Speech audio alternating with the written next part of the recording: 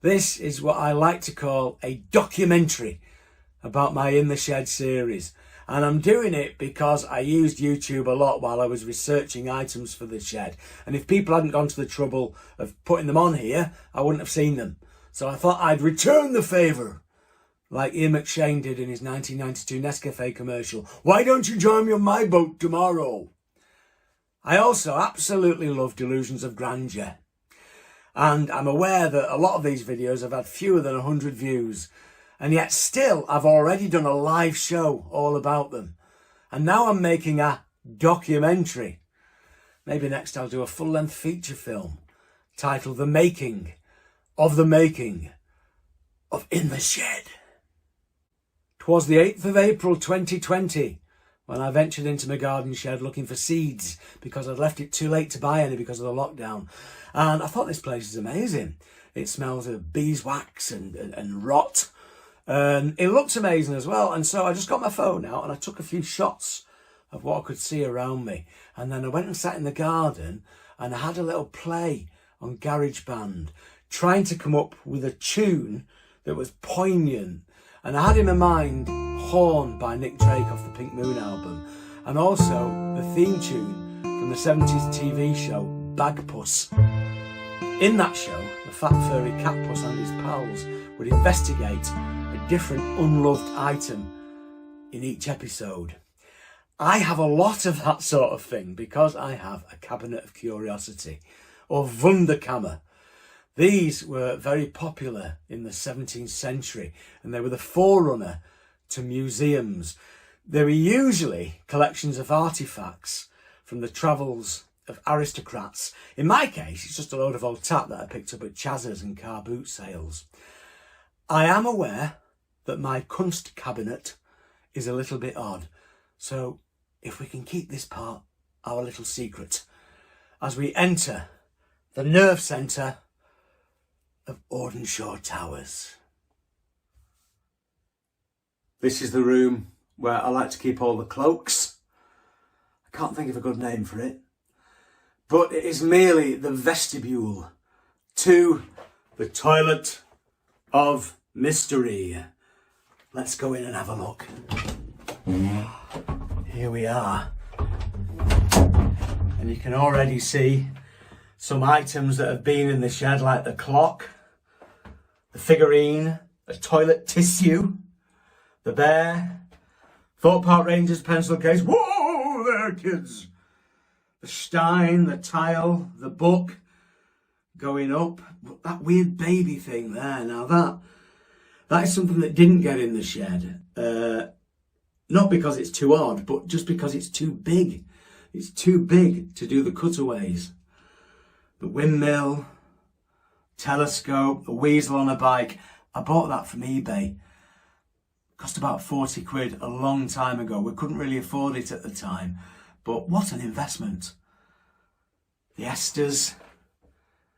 That weird thing. And then look at this, you see, we've got a squirrel here with an eggshell on his head, carrying a crocodile's claw, like he's jousting while riding a motor car. And that couldn't get in because of the weasel on a bike. It ruined it for that fella. Got the banana. Harry Styles there, riding on a squirrel's back. And here we've got the Wall of Fame.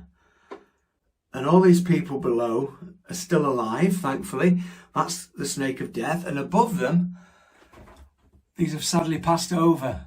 Charlie Williams, Max Bygraves, Freddie Starr, Lionel, Ronnie Barker. All legends. A lot of them have passed over the last few years as well. Here, look, here we've got number 4, which was the postcard with Bernie Winters and Schnorbitz and Barbara Windsor just above. And I can't remember if I said it in the video, but Barbara Windsor once saved Schnorbitz from Bernie Winter's swimming pool. My favourite anecdotes, Morecambe and Wise. This is the captain. It's really a portrait of a Portuguese explorer, Ferdinand, I can't remember his second name. And I took this into work and I took down one of the paintings in the green room and stuck this up instead without saying anything. And so people just assumed it had been done by work. And then eventually somebody cottoned on, and the captain then went on adventures to various places, including Coronation Street. He was hijacked, and he used to get into nightclubs with an ex-colleague. I won't say who it was, but he wouldn't strictly come dancing. Look at those mugs. Magnificent. I've got a lot of royal memorabilia, not because I'm particularly into the royal family, but largely because they're cheap and there's lots of it. Birds. Now, I love birds. And there's an element of cruelty in this. And I touched on that in the early episodes with the kitten inside the tin, missing the dog on the outside. And the fish that had the skewers permanently stuck in the throats. And this is similar in that the birds, of course, would love to be flying free, but they can't because they're trapped just inside the window. And they're long dead. That's going to stop them as well. These things here, look, these move. The waving cat has a battery. The other thing, this flip-flop plant, that is solar powered. Here's some more things that made it in the shed. The mat, the music box, the cootie catcher, the fortune teller. Now this thing here, I got this from a charity shop in New Mills. It's a mannequin. And I remember carting it up the road, and all the skin was flailing off it. In fact, I've got the hand here, look at that. That's the hand that came off. And now it's got a monkey's mask on, and it's got the space helmet that was one of the early in the sheds as well. On it, thimbles. Love thimbles. I was going to do one about thimbles, never got round to it. The portrait of Telly Savalas. Wonderful, but that meant that portraits like this of a child reading a book about a dog, that couldn't get in. Neither could this one here. And this one is, I don't know who it is really. It could be Eddie Fisher. It could be Kennedy. Or it could be Frank Sinatra. Only he's got brown eyes, not blue eyes. But who knows? This here was above my mantelpiece for a long time. This is Hyde Seal. Hyde Seals are a swimming team in Hyde. I don't know if they're still going or not. Look at the hairline on this bloke. Wonderful. I bet if you open those lips up, you'll have a fabulous set of turkey teeth. The hand, less impressive. Up here's the dog shelf. There's that lovely letter rack. Everything here at one time was associated with dogs. And you might see this here. This is a row of sausages for the dog shelf. And I had a mate come in here and at night, and he didn't know where the light switch was. And he pulled this row of sausages thinking it was a light switch. And above was a very hard plastic model of a dog licking a baby's nose. And that fell off when he pulled it, and it hit him right on the bridge of the nose and actually cut him. And he thought he'd been attacked in the toilet of mystery. Oh, look. Rod Stewart and one of his many wives. And let's finish off here where it all started with the chimpanzee. Correction. Everyone knows that Barbara Windsor didn't rescue Snorbits from Bernie Winter's swimming pool. It was Terry Scott's swimming pool. Curly-whirly schoolboy error. It's not the only mistake that I've made over the videos.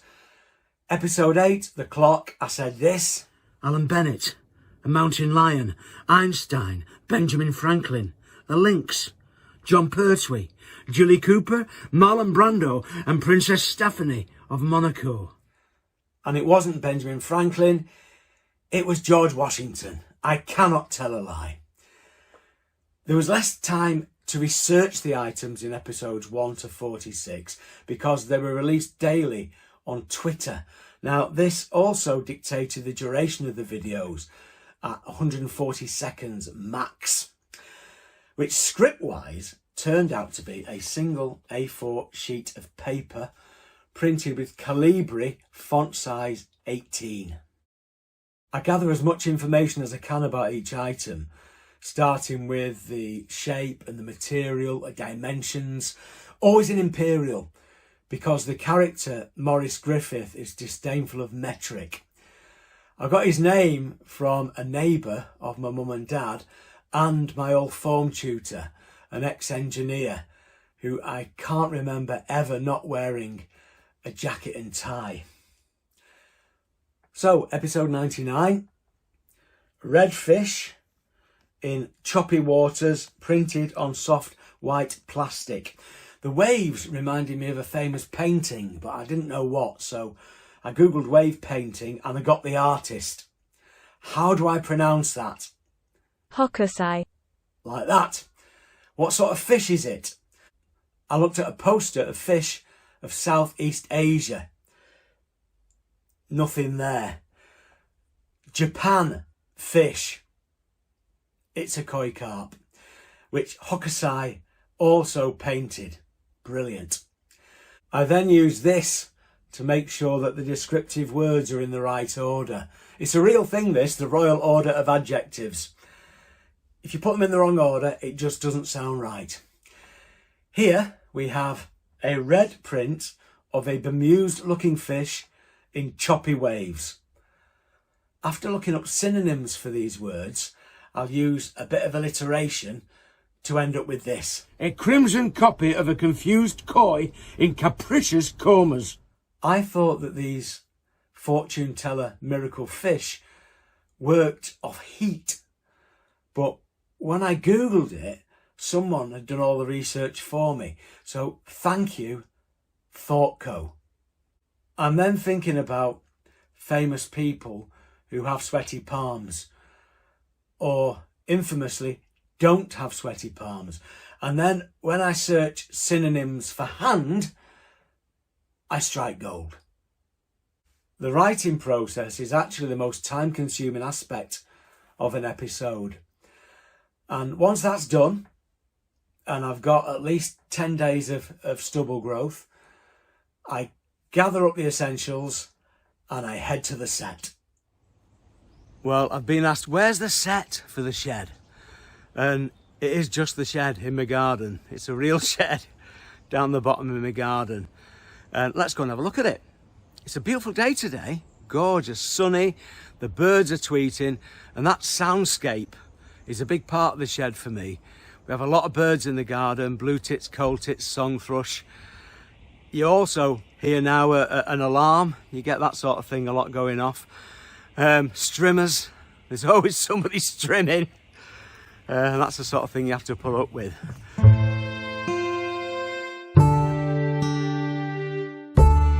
So this sign has a slightly damaged version of the pipe I use in the shed on top. And I got these pipes because we had a vigil with some mates in the garden to look for badgers. And we didn't see any badgers, but we had a great night. And I seem to remember sleeping very well after a lot of booze. But we do get badgers in the garden, and they used to live under the shed, and we get foxes sometimes. And in fact, I've got a bit of footage from my night camera of a badger, which I can cut in now. There it is. I think it must be a young badger because it doesn't have the black and white striped head. And I've seen this badger eating from a Kashmir kebab wrapper down the end of the garden as well. I didn't know badgers did that. Here we go. This is it. Tucked away in the corner of the garden. You can see the gutters come off. There's no door in front of it. There's ivy growing in front of it, and a lot of trees around here, and that causes a problem when it's cloudy because not enough light gets into the shed to shoot, and it makes your shots a little bit funny. I like to keep the door shut with this fork. Look at that sign there, look. In the shed with Tony Ordenshaw and Sherlock. Rachel and Emmett got me that. Very nice. I like it very much. And then what I like to do is I get the garden fork and I force that door open, and that allows a lot of light to come into the shed.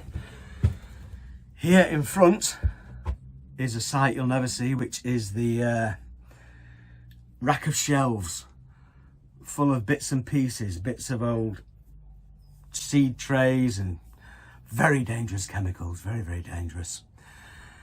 The floor is littered with old bags. I've been looking for that. dustpan and brush, garden canes, that sort of thing. On this side here, we've got the switch that you see at the start of every episode. And then in front here, this is where we've got the worktop. Again, below we've got the plant pots that you see at the start of every ep.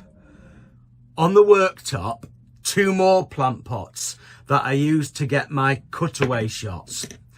Above the window, an adjustable iPhone mount that gets the shot from the front. The smoke comes from an incense cone that I burn to create a bit of atmosphere. I light them with one of these, not with matches. Matches are a bit of a nightmare. It takes ages, anything with matches. You always see matches in the show, you never see that. Got some tobacco. We've got a bit of kitchen roll here. That's to soften the sound of the pipe as it is put down on the worktop, because I want that sound to be on the cutaway, not on the shot from the front. Otherwise, you get the pipe being put down twice.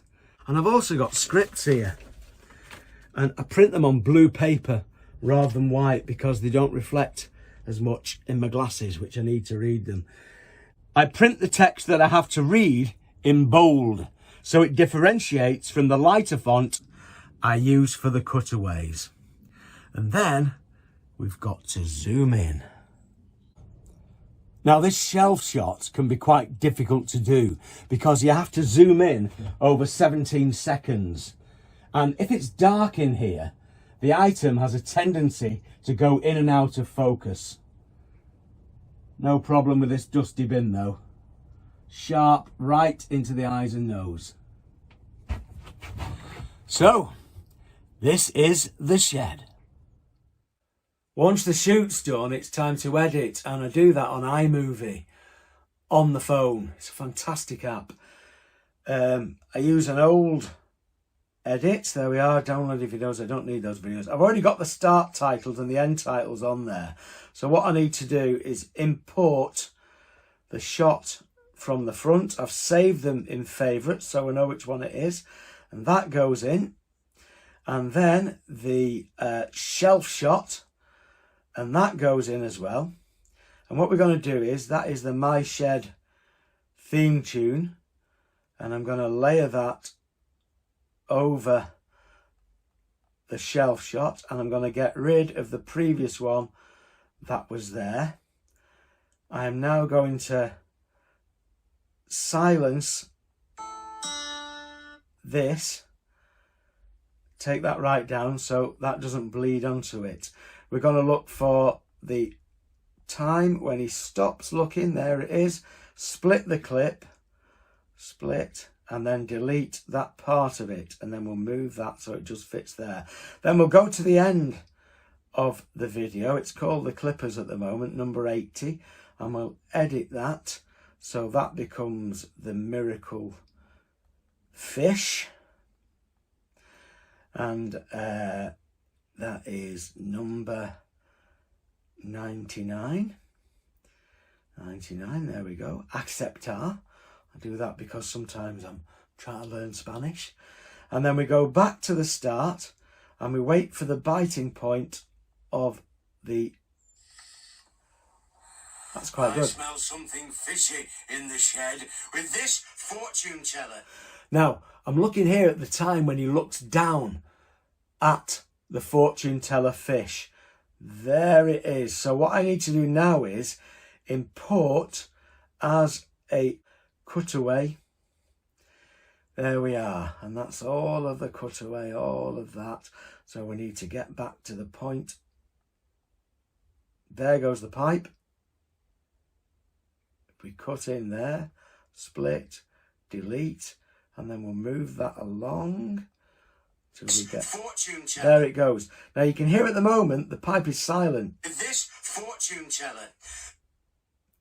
So what I'm going to do is split it again, move that on, and we're going to bring the volume up on the pipe. So when it goes down, shed with this fortune teller, comprising a crimson, you hear the pipe coin, hit the desk, honouring the hand of Hokusai.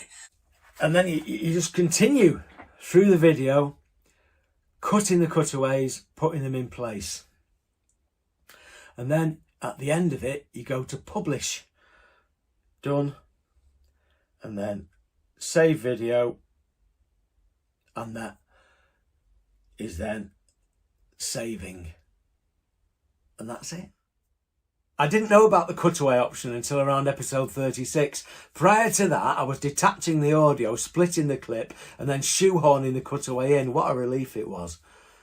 Also on the 3-dot menu, there's picture in picture, which I'm using now, split screen, green screen, and audio only. I've only used the green screen once, I think, and that was in episode 93, where I needed a swarm of wasps. There's a sting in the tail. In the shed!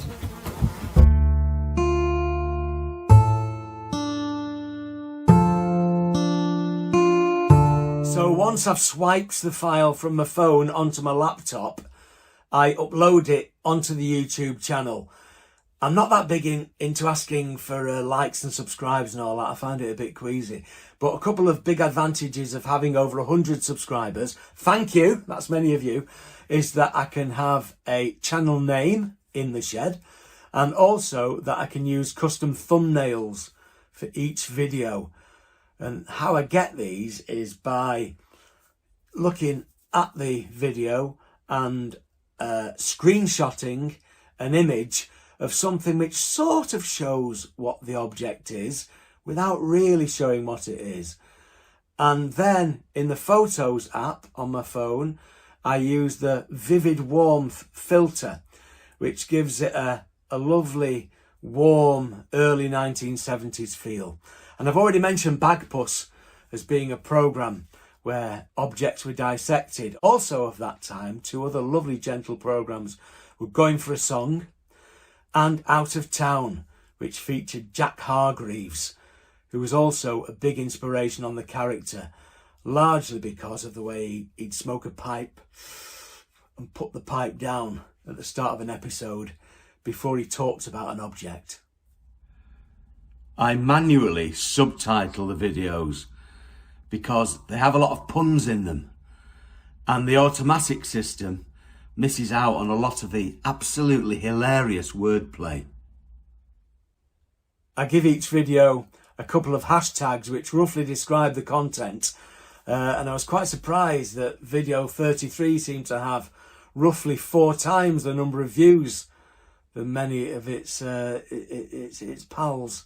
And I think this was because of the hashtag, which was endochondral ossification, which is the scientific name for the formation of animal horn. Now, this was a term that I learned and then forgot to put in the video. And so I used it as the hashtag, and I can only imagine the disappointment of people trying to study biology and finding this video about this weird bloke talking about a plastic deer head thermometer. I also add each video to whichever playlist it fits into, always into every episode, and then plastics, animalia, whatever.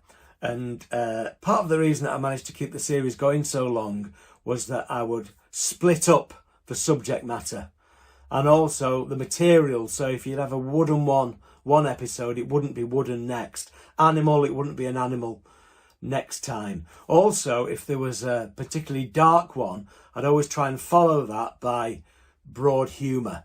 For instance, episodes 56 going into episode 57. On a 1913 trip to the Amazon, American President Theodore Roosevelt witnessed a live cow being stripped to the bone by a shoal of these frenzied fish. And an office worker, similar in appearance to Abbas Agnieta, sensibly carrying a cardigan around her waist, not wanting to take a chance on a sudden chill. But SOS, the big surprise is when you add ice. Then, oh my goodness, cover your eyes, Mabel, there goes the clothes. They just disappear, till damsels are delectably au naturel. Although these receptacles may seem discriminatory in their nature, a similar set also exists featuring muscular gentlemen. And if I were to drink from either, I would ensure the contents were no cooler than a lukewarm cordial. I finished the daily videos at episode 46 because it sort of felt right, and also I had to go back to work and I had to shave my beard off. But the New Mills Festival episodes that followed that were a chance to break out of the confines of 2-minute 20 videos, and also a chance to put little eggs in about the Derbyshire town. And some of these were so subtle that people didn't notice them. So here they are. Hinged at the handle to allow one-handed opening, this 11/25 of a pint pot contains not Pilsner, Weissbier or Kölsch, but my own facial hair. This is no beer shed, but a beard shed in the shed. Buckled shoes, hairy legs, careless placing of the perforation line. Kilt, sporran, tam o'shanter. My guess is this represents a Scotsman. Don't drop fags in the pan, it makes them wet and soggy and hard to light. Confirmation of the tight-fisted stereotype. But the economical virtues of this scratchy consumable made it commonplace in public buildings. And although it chafes as it wipes, its thrifty nature means it pays in lieu in the shed. BT. This company's early television commercials featured the character BT, played by actress Maureen Lipman. Coincidentally, the namesake of the inventor of the integral pencil eraser, Hyman Lipman. Finally, something which has thankfully remained unbroken. A glass tube. The preserving liquid is not alcohol, but a tangy malt vinegar. This fledgling is the feathered fowl of a bitter broth, best bitten with Aberystwyth Barabrith, a bread fed to these rats of the sky who still menace the town's day trippers as they try in vain to enjoy their crispy cod and chips. A flavour of salt and vinegar more appetising than this. In the shed. At the rear, we find this barrel. The wood graining makes me feel it should perhaps have been painted brown. Above it, we have a gow hole with a nice detail similar to that of the knot of a balloon. In front of it, a serrated halo. There were lots of references to Morris's nemesis, rats, in the series, including one in episode 97 that many might have missed. Creatures great and small find their way into the shed. Inquisitive bees, stealthy arachnids, mice and rats. The integrity of the mitten has been sabotaged. Most notably, here, here and here. Flipping the glove reveals the likely culprit, as we see on its thumb, rat droppings. It's a triumphant piece, and once mended, one which I hope will secure my border and stop vermin from getting in the shed. My ongoing battle with vermin in the shed may suggest a dislike of small mammals. I beg to differ with this taxidermy weasel before a gentle tightening of the head creates bite at the back of the board, strong enough when fast to secure a wall-mounted can opener perhaps. Happiness is a butterfly, which when pursued is always just beyond grasp, but which, if you will sit down quietly. When we did the live show, I had most of the objects that I could find out on display, and someone saw this. My God, somebody's dissected a rat. One of the issues with working with old objects is that a lot of them didn't work. And most frustrating for me was episode 70, the doll Funk and Marie, which worked perfectly until I overwound it when I was seeing if it could kick mint imperials off a table. Luckily, I videoed it while it did work.